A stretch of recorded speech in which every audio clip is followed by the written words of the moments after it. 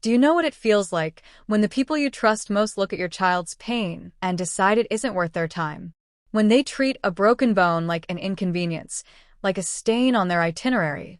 That's the moment something inside me snapped.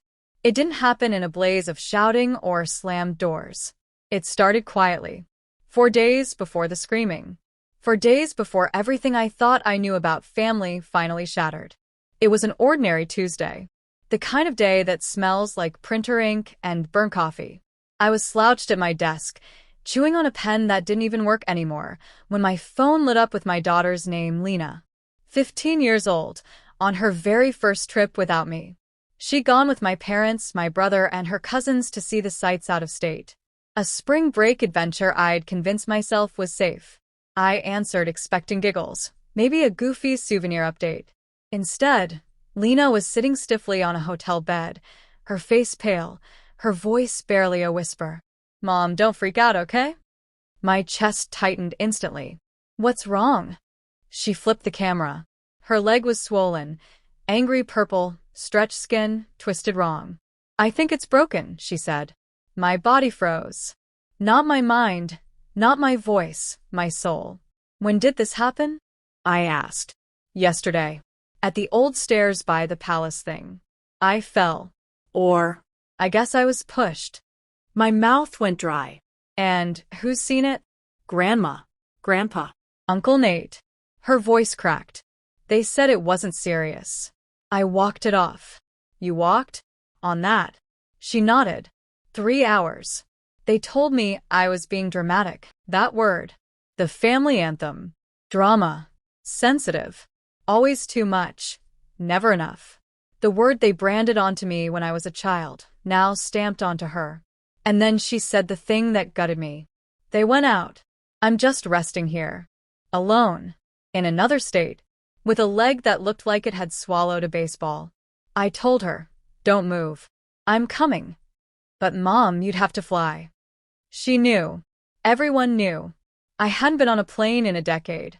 Not because I didn't want to, because I couldn't. Panic attacks, shaking, the kind of fear that burns you alive from the inside. Airports made me feel like a child again, weak and humiliated. My brother Nate used to film me crying during turbulence just so he could play it back at family gatherings with sound effects. Everyone laughed, including my parents, but none of that mattered now. My daughter was hurt, and they left her. I booked the first flight out. 90 minutes to face the one thing I swore I never would. When I called Nate, he chuckled like I was overreacting. "She's fine," he said.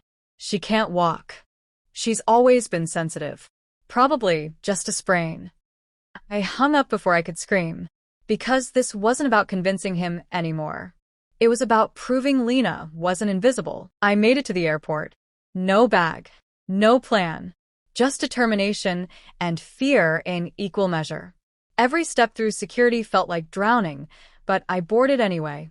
My hand shook so hard the seatbelt nearly defeated me. The voice in my head kept repeating, "You're making a scene. You're overreacting. You're just like always." But I stared straight ahead and refused to blink. Because this time, I wasn't running from fear. I was running toward my daughter. When I reached the hotel, Lena opened the door herself, leaning against the frame, pale and trembling. "You actually came," she whispered. That broke me. As if she hadn't believed it until she saw me standing there. I hugged her carefully and told her the truth. "You're the only thing on this planet that could get me on a plane." But then came the part that made my blood boil. Lena admitted it wasn't really a fall. Her cousin shoved her. "Just playing around," she said. The adults saw it. All of them. And instead of helping, instead of stopping, they told her she was acting like me. Overly dramatic. I wanted to scream. Instead, I took her to the ER. The X-ray confirmed it. Fracture. Non-displaced, but serious. The doctor said if she'd walked much more, it could have shifted into something far worse. That was the moment I made my choice. No more silence. No more giving them the benefit of the doubt. I called my parents. "She has a fracture." The doctor confirmed it. They paused. "Well, it didn't look that bad." And when I said Ben pushed her, my dad muttered, "That's not really fair." He was just messing around. Messing around. With my daughter's body. With her trust. With her future. I told him flatly, I'm pressing charges. They called me irrational. They begged me not to ruin the family. But this wasn't about family anymore. This was about the truth. In court, the video surfaced. Tourists had caught it on camera. My daughter standing, smiling. A shove. A fall. And my parents, my brother all standing by, doing nothing. Watching like it was background noise. The judge's ruling wasn't theatrical. No dramatic gasps. Just paperwork, signatures, and consequences. Child endangerment. Medical neglect. Fines so steep they made my parents' voices shake. My brother lost his job. Turns out schools don't want gym teachers with child neglect on their record. They begged. They called. Aunts, cousins, voices from every corner of the family tree. Don't do this to us. Don't ruin everything. But they already had. And for the first time in my life, I didn't bend. I didn't explain. I didn't shout. I just let the silence speak. Now Lena is healed. No limp, no lasting injury, at least not on the outside. But she carries something new. A certainty. A line she won't let anyone cross again. One night she said to me, I think I would have just let it go.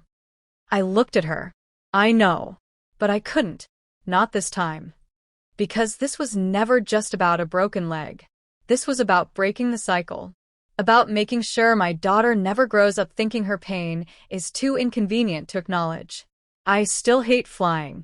My palms sweat, my stomach flips, my chest tightens every single time. But now, every time I land, I hear her words. You really came. And I always will. So tell me, if you were in my shoes, would you have done the same? Or did I go too far? Let me know in the comments.